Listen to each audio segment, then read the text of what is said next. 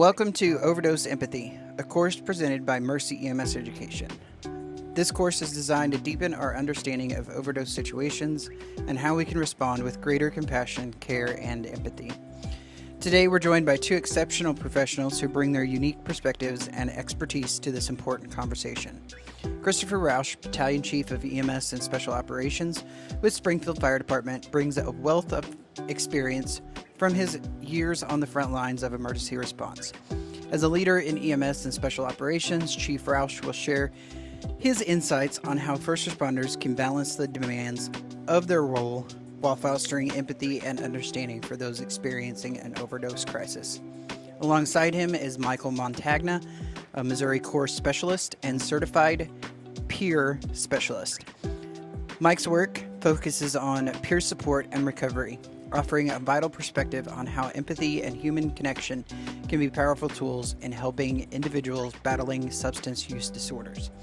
His lived experience and professional background provide an essential lens for understanding the human side of overdose response.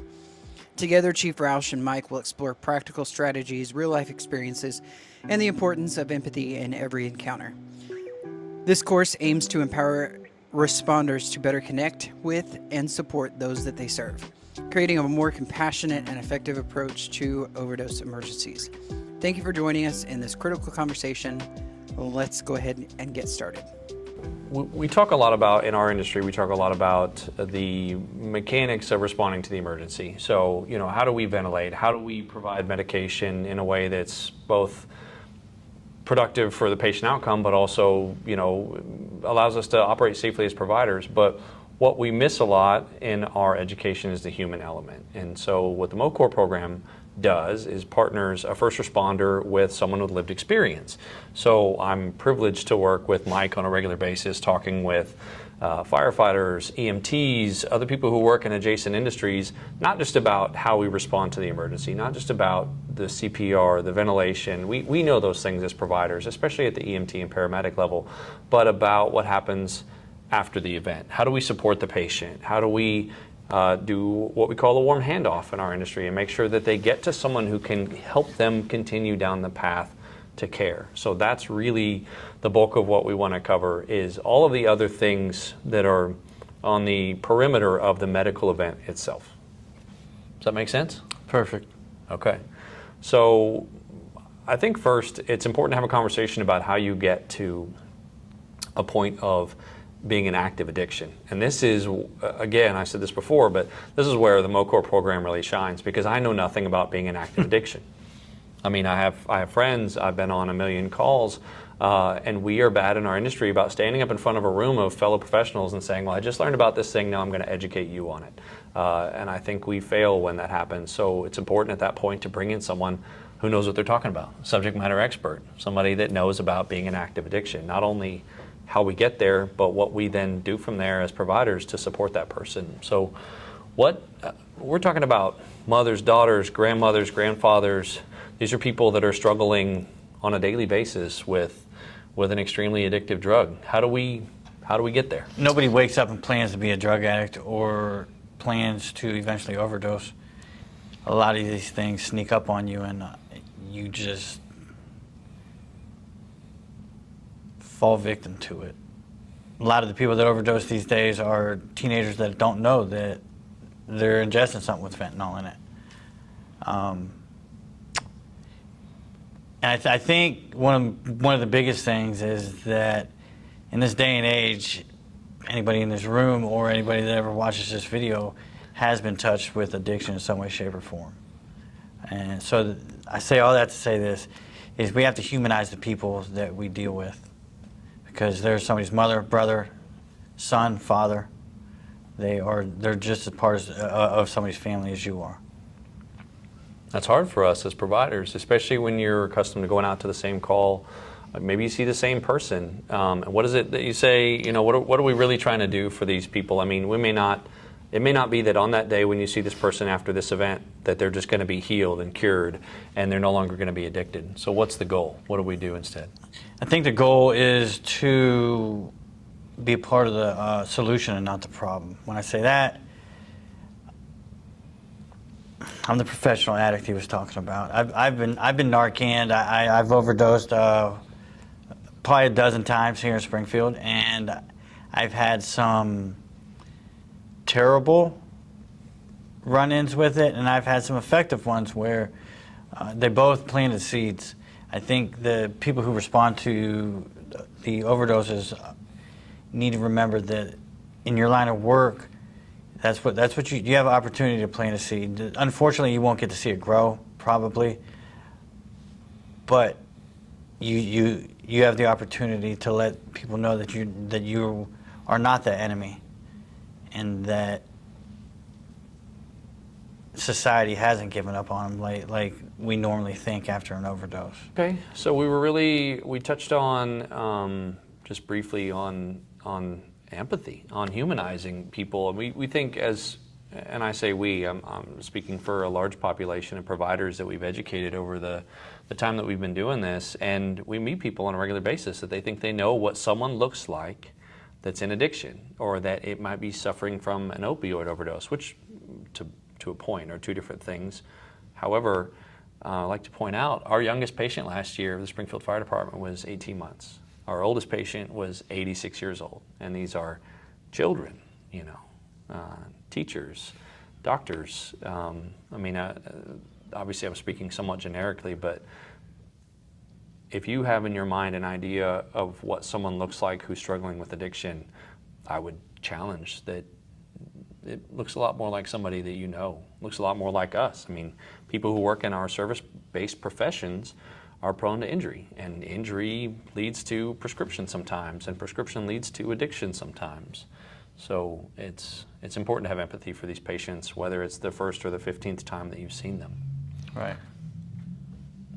That's my thought on it. I mean, you've talked about this, about how easy it is to get jaded and why it's so important to maintain empathy. I mean, what happens when, what do you say to somebody when they're coming out of an overdose? Can I get you anything? Are you okay? Where you got it doesn't matter. How much did you do doesn't matter. Was it opiates? It doesn't matter, because if you, like Chris always says, if you Narcan them and they came back, then it was opiates, whether they accept it or deny it. I was a liar, and I would have passed a lie detector test, swearing I didn't take anything. Yeah. But back to what Chris was just saying, like, and I'm not putting myself down at all, but every convict and every drug addict doesn't walk. They don't walk around with tattoos all over them, or look like a drug addict. Some of them are in different stages of addiction. Some of them may have just started. The women, they can pull it off better than men sometimes. Like, you wouldn't guess in a million years that this person's struggling with addiction. So the best thing you can say to somebody who's coming back, who you just Narcaned, is give them some space and, do you need anything? How can I help you? So not interrogating, but supportive language, recovery-focused language, especially that, we might say, and again, to your point, it doesn't matter what the drug was in that moment. I mean, that will come out later if it's clinically relevant. But yeah, you weren't breathing. You didn't. You barely had a pulse. We gave you Narcan. Now you're breathing.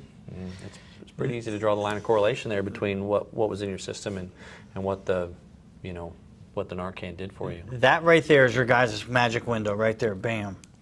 When they come out of an overdose, we're groggy.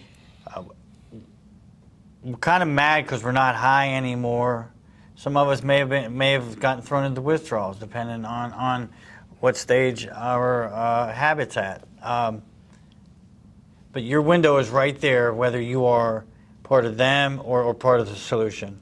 When I say them, just the typical people who talk down to the addicts every day and treat them like dirt, or did this guy just humanize me? He just said, "Am I okay?" That means a lot to somebody who's just coming out of an overdose. Maybe, and here's another thought. Maybe they didn't want you to save them. Maybe they wanted to die. Like the mental health of an addict is terrible. We don't, like I said earlier, we don't do these things because we feel great.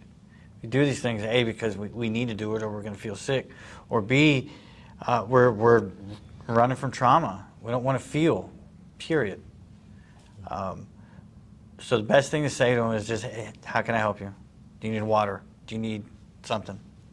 Don't accuse them, or really, again, none of that.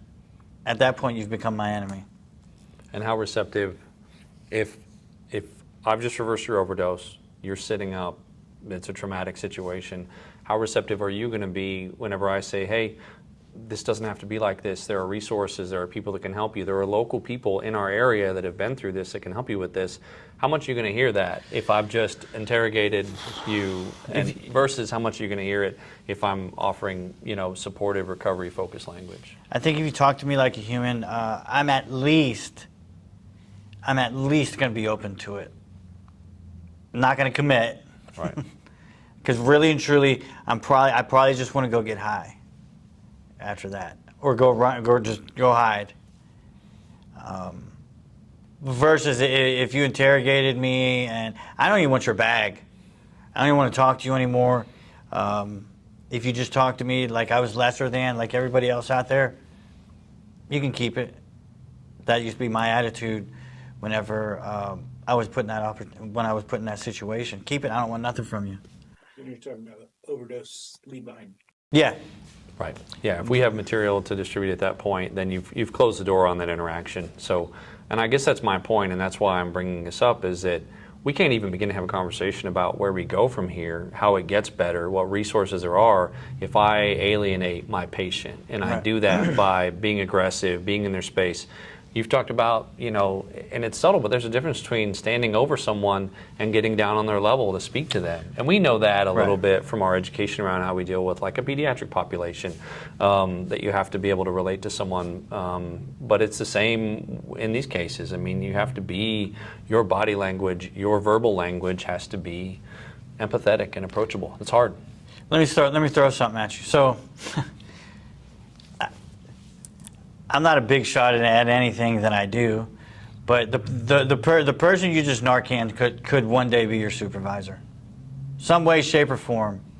Could be your supervisor or a lateral workmate or something like that. I'm in that situation now where somebody who Narcans me, they fell down a couple steps and I came up a couple steps, and now we're equals in our work field. And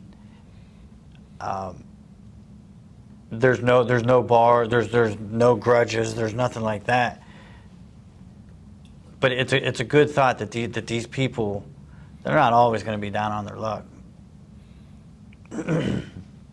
Yeah, and I think having you here when we have these conversations makes it so much more. It really drives the point home that sometimes we have conversations as providers. Well, what if this person doesn't want my help? What if we don't save them today?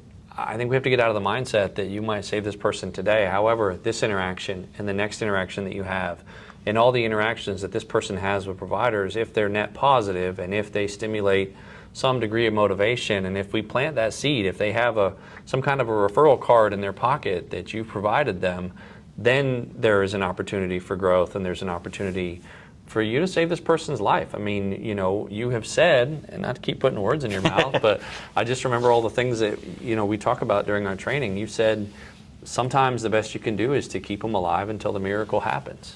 That and stay in your lane.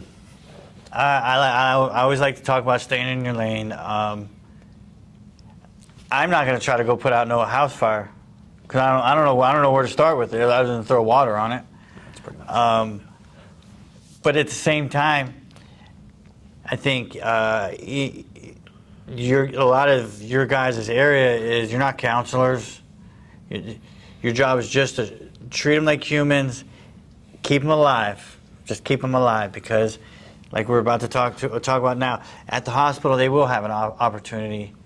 If they get to go to the hospital, they will have an opportunity to have an epic worker come see them, and that's where like them epic workers, they will zone right in on them, and if they can tell them to go to hell, they can tell the epic workers to go to hell, and then they'll leave.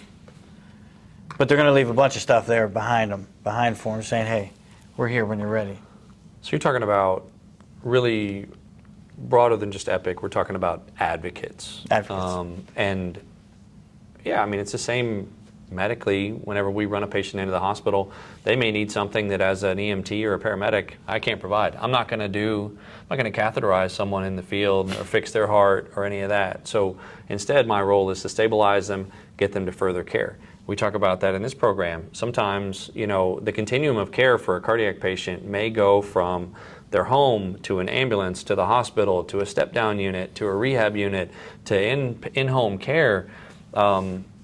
Opioids have a huge effect on your physiology and your psychology and your life and your environment, and it can be the same kind of journey where we see them in their home, we see them in the ambulance. That's just the beginning of what can be a long recovery process. And so right. I think to your point, this is our little part of it. Right. Much like, for a cardiac patient or a stroke patient, we're just performing an intervention in the field, and then we're getting them on to the experts. In this case, the experts we're talking about are advocates who work in this space exclusively, who have been in these people's shoes, people who have come through addiction, people who have, stories like yours that can relate to the patient and help them find resources. So as providers, we're going to treat the overdose. We're going to provide life-saving measures and ensure that they stay alive. We want to get them to the hospital, right, if we can, for a couple of reasons. One, we know that the Narcan's not going to typically outlast the drugs that are in their system, so potentially they could re-overdose. But also, almost as importantly, because that's the bridge to resources. That's where then the advocate can come and meet them, or hospital staff can provide additional resources. And we call that a warm handoff, because instead of just, I would never just drop you at the entrance to the ER, right? If I'm taking you in an ambulance, I want to make sure you get into the hospital. We're going to wheel you in there, and we're going to give a report to the other provider. It's the same when it comes to behavioral health or when it comes to overdose. I want to make sure that you make positive contact with someone that can help you in the next step. So what does that look like? I know we mentioned that we have Epic in Missouri. There are programs in multiple states that have different names with the same function. What happens after we stabilize you, we take you to the hospital? What happens from there? I mean, how does it get better? It's all up to the client at that point. I used to have a barber that he wouldn't, everything would be light and bubbly until he started cutting my hair. Then he felt comfortable to start talking to me about the difficult subjects of life. Whereas normally I could have just got up and stormed out, but now I got half a haircut.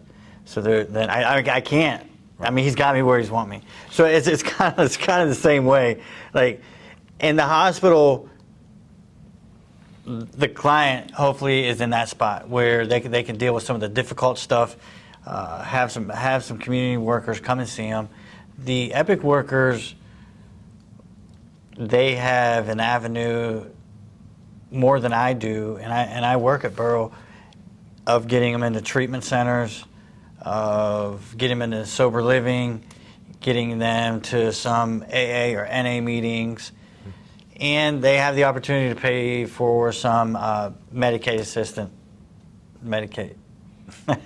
Gosh damn it. They can help get on the medication that can, and the function of the medication, by the way, is not just, one thing that I think we misunderstand sometimes is that the medication in this case helps to manage the consequences of addiction. So it manages the cravings, it manages that dope sickness that you talk about, waking up with your whole body hurting or on fire, long enough that you can get through to a place of recovery. Because the thing that, that keeps people coming back is how much it hurts to not be using, right? Right. The Suboxone and everything like that they can get put on, and Epic will help them pay for it and get them plugged in with some trauma counseling. Get them plugged in for the next step of care. I've been through dope withdrawals a million times. Some of them on the streets, or some of them in a jail cell. And they're both terrible. No matter where you do it, no matter where you go through withdrawals, it's terrible. I don't know if any book that you guys can read can properly describe it. Are we talking about a withdrawal the day after use, or are we talking about precipitated withdrawals immediately post intervention? I mean, can you go into withdrawals just from having been Narcan in the field? Can you experience withdrawal as soon as you're waking up? Oh, science. It's a loaded question. It is. It tricked me on that. I feel like from our conversations that the answer to that is yes. Precipitated withdrawals or something that feels a lot like it can happen in the field. I mean, as soon as this person is waking up, and that goes right back to our conversation about why those critical moments after the event are so important, because you talk about withdrawal like it's the worst, one of the worst things that a person can go through. I'm pretty sure it is. They may be experiencing that as we're interacting with them. And you're right, they may be, depending on the amount of Narcan that's been given them, and I think mixed with how much fentanyl or heroin they've been doing a day.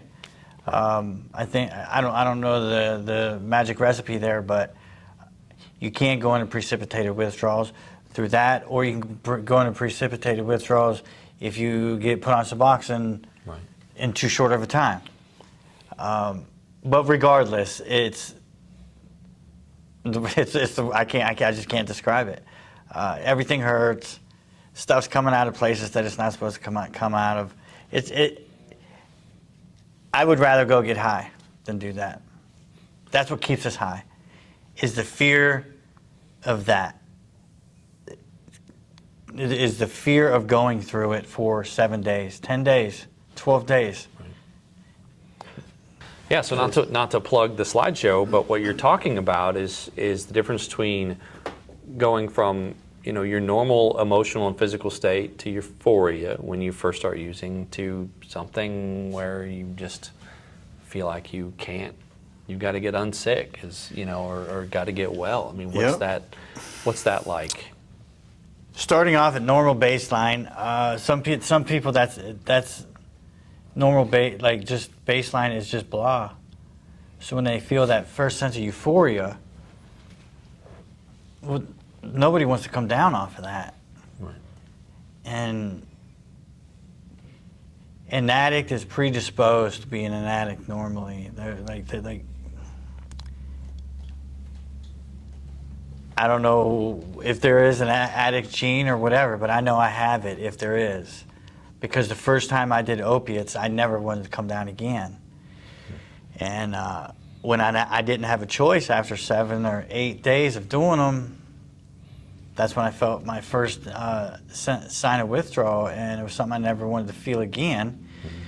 So at that point, every nerve ending in your body in your body is standing on end, and everything hurts. So therefore, the addict cycle is to go out, rob, steal, manipulate, whatever, however we got to do to get high. Let me take that word back, not to get high. I just don't want to be sick anymore. That's my main goal. Getting high, yeah, that'd be great. But I just want my body to feel okay. I just want to get better. That's what my saying was. I just wanted to get well, unsick. Then I can worry about getting high later, because right now I feel like I'm gonna die if I don't put something in my body. And these are the things that if they went into precipitated withdrawals after you guys Narcan them, this is where they're at. Everything hurts. They're crabby. No, I don't want your damn bag. Yeah. Well, this is a learning point for me as we started working together, that I can remember being a young firefighter and going into a home where someone was using and they had a child that was crying, and just thinking, how can you live like this? And you see that your kid is miserable. Like, how can you not be a better parent? And what I've learned through this work, especially as we get down into this phase of tolerance and physical dependence, where wake up at rock bottom and we're just trying to, the person is using to try to be functional, that in this case, for my anecdote, this mom is trying to be a mom. That's what she's using to get unsick so that she can take care of her kids. And this is we're not trying to make excuses for choices or behavior. The behavior itself is obviously, you still have a problem there. But if we can start to understand how a person got here, then it goes a long way to building our resilience as providers and being able to come in and say, okay, I'm going to try to help this person today. I'm not going to be jaded or burn out, but it gets better, it can get better. They're in this place involuntarily based on a traumatic history, but perhaps, or other things that we don't know or can't understand about their life leading up to this point. But unless we help them, then it doesn't get better for them. That situation that we're concerned about isn't going to go away on its own. And so, as you said, you have that window of opportunity to treat them like a human being, to try to provide them resources, to make that referral, the warm handoff to the hospital, to the advocate, to get them connected to resources to further care. And if we just walk away, or we don't treat them with respect, or we're not professional, and they, shut down, they don't want to hear anything we have to say, then it's not going to get better. Not for them. Right. So me and Chris we did a lot of trainings this last year, and I'd say 90-95% of the people were receptive. Mm-hmm. There's a couple that were not. Meaning, why Narcan? They're just going to do it again. Yeah, but what if they don't? I mean, right. What if you weren't Narcan and you weren't here today? If you don't mind my sharing that, perfect. I mean, you're usually pretty public about that. But this is what happens. I love teaching with Mike because I'm able to tell people this is what happens when we succeed. We do CPR all the time, and it doesn't always go our way. It doesn't always go the way that we want it to for the patient.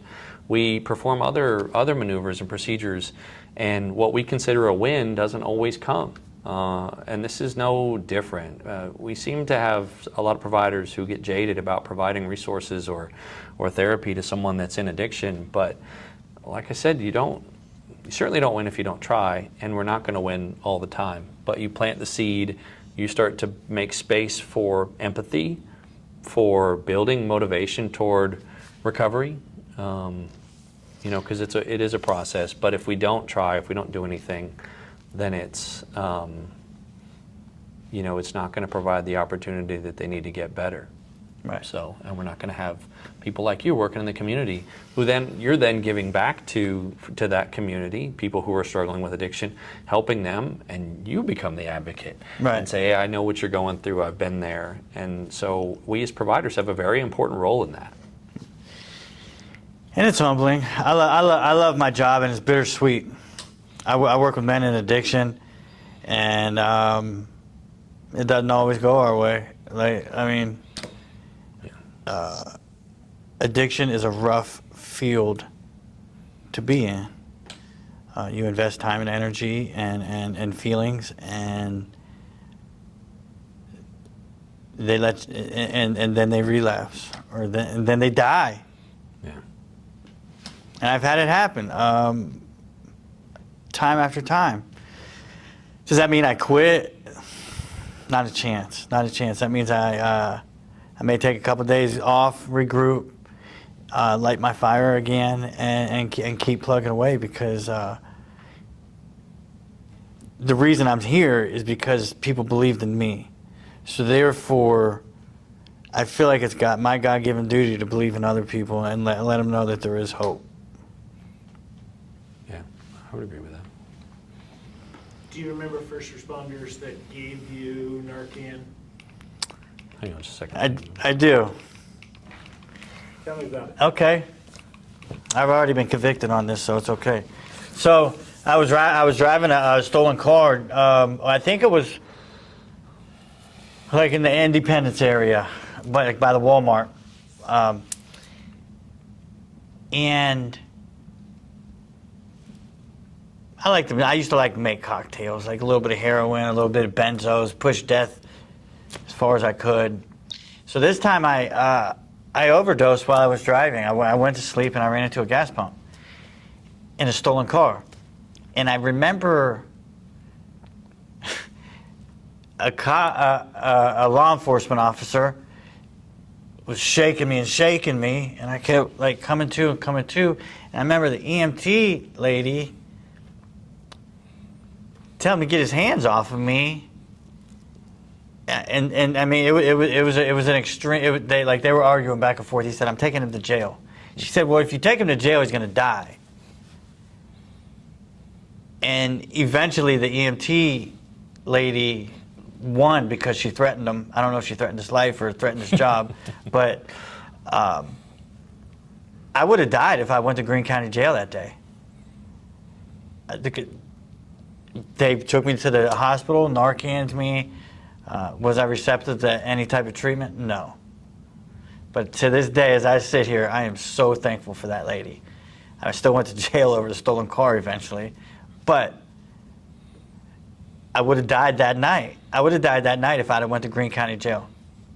So that to me is the difference between treating you like a patient and treating you like an arrestee. You know, I mean, your medical needs came first in that situation, and that provider had the foresight to see that you were suffering a fatal event. And so I'm super grateful that Right. that she won that argument too, and that you're here, and we know that, you know, eventually the law is going to catch up with you Right. if that's the concern. I mean, we don't change. There's no way I was just going to quit committing crimes after that day. Yeah. They knew they'd get me, but she advocated for you. She advocated for Right. me, and it felt great to hear her speak up for me. Because you know what? These addicts can't speak up for themselves sometimes. So it was really cool that she advocated for me. Well, it's exactly what you were talking about earlier, that you have to believe that these people have a chance. And to me, it sounds like, you know, she's trying to make sure that you have a chance from that event to recover and to get better. Right. You know, and to her point earlier, maybe that day wasn't the day that you became completely clean and well, but it's part of what, obviously you still remember today, it's part of your journey of recovery that, you know, has gotten you well. Right. Empathy and humanizing you. Yeah. I'm pretty sure I stole a car again the next day, but you can edit that. Yeah. So, do you remember an EMT or paramedic not treating you like a human? I do. I was dumped. One of my friends, they knew that I was overdosing. They couldn't keep me awake. This was in the field. This is in the field. Right. I was diaphragmatic breathing. What's the word? Yeah, diaphragmatic breathing, guppy breathing, we Guppy call it, or breathing. zombie snores, you call it. I was doing all the signs. Taking your last breaths, right. Yes, and this was in Ohio years ago, and my friends were afraid to call 911. So they took me to the ER and pushed me out the door. And thankfully, somebody seen it happen. They ran up to me. And it was the person who got me was an ambulance driver. And I remember specifically, he said, "I think we should just leave him here on the side, right by the door." And the nurse said some stuff to him, but I remember that he said specifically, "I think we should just leave him here." And thankfully, the nurse didn't agree with him. That's only one of many times. Some of my worst lows in addiction was at the emergency room, being treated less than human, because they seen my type or seen me come in there time and time again, whether it's pill seeking, whether it was doctor hustling, whether it was whatever. They were sick of me, and they allowed it to show how they treated me. Addicts ain't the most easy people to deal with, but they are human. Yeah, I mean, you know, I'll say from my organization standpoint, it's easy because we don't make any money. The fire department, we're notorious for just hemorrhaging money. In fact, it's a cost-negative profession. That's why we're tax-funded for that reason. But we provide a service. That's the function of our department. We are professionals who serve the community. And so I have conversations with my staff all the time about going out and responding to the emergency as though it were the first emergency we ever responded to. That's the mentality that we try to bring every day to every call. And I'm not worried about how much money we make or don't make off of that call. As a public agency, we're just going to keep responding. So it's not hard for me to make that decision. Am I going to go? Yeah, I'm going to go. Am I going to try to help them? Yeah, every single time, because I'm not worried about an investment or a return on investment. But we have that conversation a lot as a public service agency. You know, we put out the fires. You know, when something's on fire, we put water on it. When somebody's not breathing, we breathe for them. When their heart's not beating, we do chest compressions to keep them alive. And we don't stop before we cut open a car and ask what that person's decisions were. You know, well, how fast were they driving? Do they deserve to be cut out? Your story about being left outside the ER makes me think about how many conversations we've had about, you know, whether we go and search for a victim in a house fire, if it's a viable environment. We don't ask how the fire started, what their role in that was. We don't ask before we do CPR on someone what their health choices were. They're in an emergency and they need our help and we help them. It's super simple for me as a public servant and for our folks. But, you know, we just want to bring that same emergency response mentality to the opioid epidemic. People need help and we're here to help them. Do you remember EMS or the ER planting the seed for you?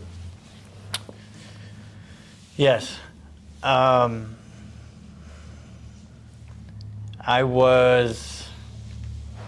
don't know what hospital I went to here. I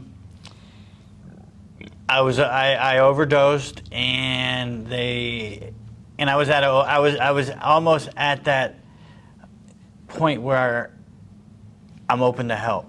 I was depressed, I was homeless, I was cold, and I ended up overdosing, and I went to the hospital, and there was an ambulance driver that treated me like a human, but at the same time was kind of stern with me. She asked me if I was sick of it, what did I want to do about it, did I know how to get help? And before she got rid of me, before we parted ways, she instilled hope in me by saying that I'm pretty sure she was in Narcotics Anonymous, because you know she said that any addict can recover. Any addict can recover. There's no bad seeds that we just throw away. So she let me know, whatever you're feeling, feel it, and deal with it. I didn't, but it really felt good to hear. And to this day, I think, like sometimes, because she had a 10 or 15 minute window with me, and she didn't waste any of it. She was sitting back there with me, and she talked to me like a human. But she let me know that if when I did get clean, everything's just not going to be rainbows and unicorns. I'm going to have to grow up and be an adult. Well, and you say that she wasn't effective. The way you say it makes it sound like she wasn't effective that day, and you just, you know, unicorns and rainbows, just getting better right then and there. But at the same time, I would argue, you know, if we use a football field analogy, maybe it moved you 5 yards closer to the end zone. Right, and you're right. She was effective, just not that day. Like, you know, every person's different growth rate. She planted that seed, and it felt good to know that, you know, and any addict can make it. There's no bad seeds. We don't just throw people out. Might lock them up for a little bit, but.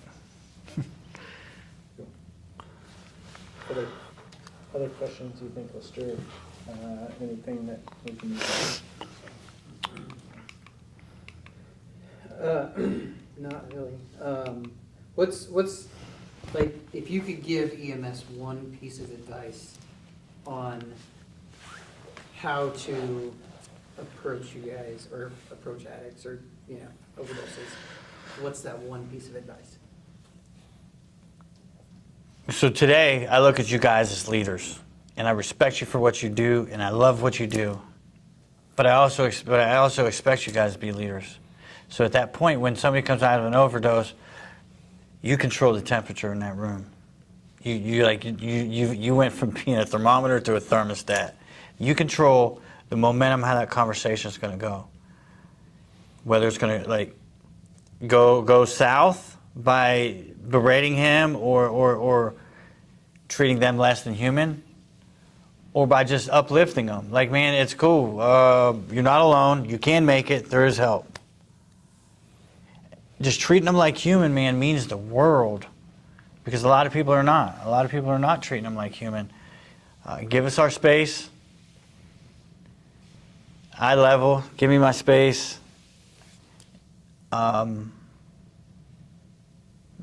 And reassure me that I'm not going to jail. Just kidding. Yeah, if you can. Right. Right. And I think we do have a slide on benefits of peer support here, and some of it's transactional to a degree because it talks about, even if you're not an empathetic person, if you just can't imagine that this person's life could get better. We talk about the societal impact. We talk about the taxes that you pay, the burden that, if they can't raise their kids, if they can't make their house payment, if they can't go to work, what that consequence is for everyone else around them, either in their personal lives or, on a societal level. All of that, in addition to the empathetic components of just giving this person an opportunity to live a better life, all of that is showcased in how peer support works in this environment. And we've talked about making referrals, right? And whether that's EPIC in Missouri, similar programs in other states, that referral is not necessarily to a traditional provider as we would think of them, but to a peer. To a peer. And in the fire service, we've come a long way in the understanding of peer support. Whenever we have critical incidents that promote a lot of stress and that kind of build up in our minds to affect our work, we've learned over the years that sitting in front of another chief officer and pouring out your feelings is not always productive or helpful. And in the same way, I think sometimes if you're struggling in an active addiction, sitting in front of a provider, whether that be a psychiatrist or a medical doctor or even an EMT or paramedic in the field, and pouring out your deepest, darkest thoughts, whether suicidal ideations or self-harm, it's not always going to be productive. But in both cases, the peer aspect is invaluable. I mean, you've talked about that. It's without parallel. So what does that look like in terms of referral to a peer? That's a person that knows what you're going through if you're in active addiction. Referral to a peer through the EPIC program, or like not the EPIC program, but any type of behavioral health program, Burl or PFH or wherever.